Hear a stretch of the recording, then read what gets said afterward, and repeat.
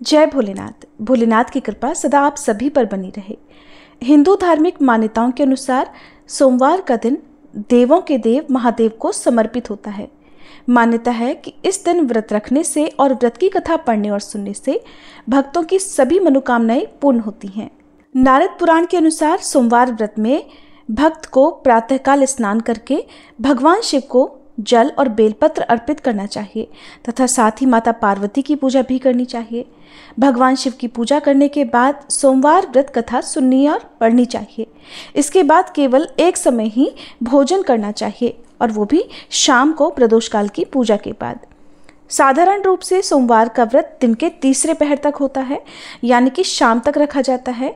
सोमवार व्रत 3 तरह का होता है: प्रति सोमवार व्रत यानी हर हफ्ते पड़ने वाला सोमवार व्रत, सौम्य प्रदोष व्रत यानी कि जब प्रदोष व्रत सोमवार के दिन पड़ता है, और तीसरा 16 सोमवार के व्रत।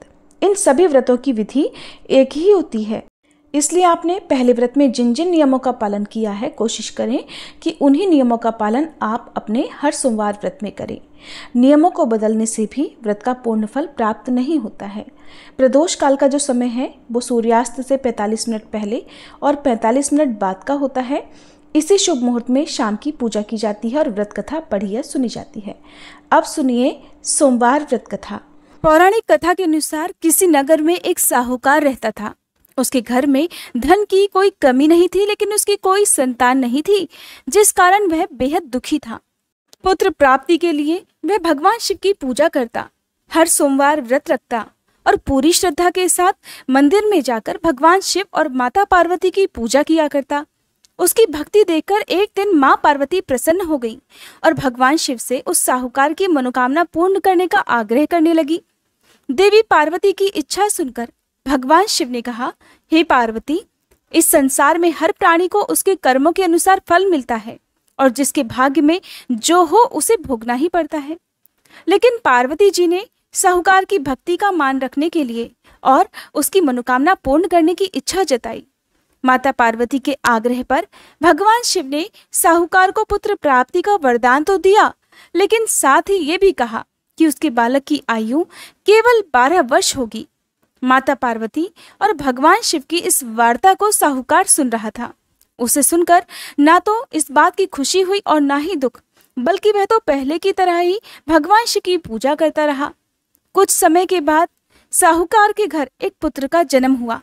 जब वह बालक 11 वर्ष का हुआ तो उसे पढ़ने के लिए काशी भेज दिया गया।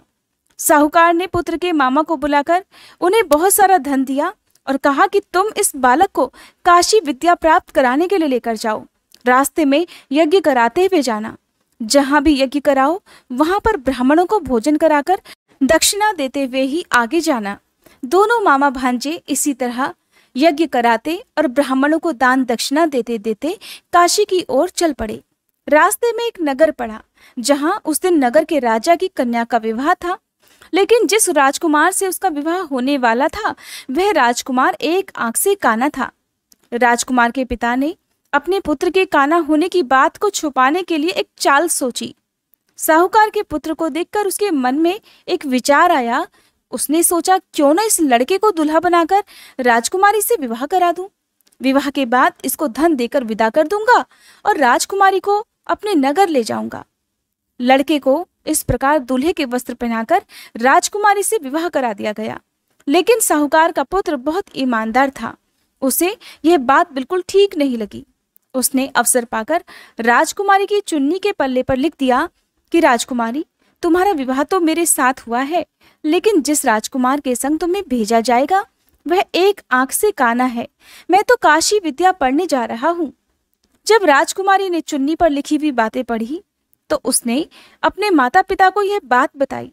राजा ने बात जानकर अपनी पुत्री को विदा नहीं किया, जिससे बारात वापस चली गई। दूसरी ओर साहूकार का बेटा और उसका मामा काशी पहुंच गए और वहां जाकर उन्होंने यज्ञ किया। जिस दिन लड़के की आयु 12 वर्ष हुई उसी दिन यज्ञ रखा गया। लड़के ने अपने मामा से कहा कि आज मेरी तबीयत कुछ ठीक नहीं है। सुनकर मामा ने कहा, तो तुम अंदर जाकर सो जाओ। शिवजी के वरदान अनुसार कुछ ही क्षणों में उस बालक के प्राण निकल गए। मृत भांजे को देखकर उसके मामा ने विलाप शुरू कर दिया। संयोगवश उसी समय शिवजी और माता पार्वती उधर से जा रहे थे। पार्वती जी ने भगवान शिव से कहा कि प्राणनाथ, मुझे इसके रोने का स्वर सहन नहीं हो रहा, आप कृपया इस व्यक्ति के कष्ट को अवश्य दूर कीजिए।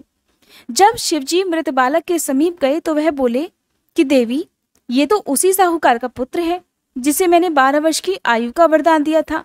अब इसकी आयु पूरी हो चुकी है। सुनकर देवी पार्वती के मन में ममता जाग उठी।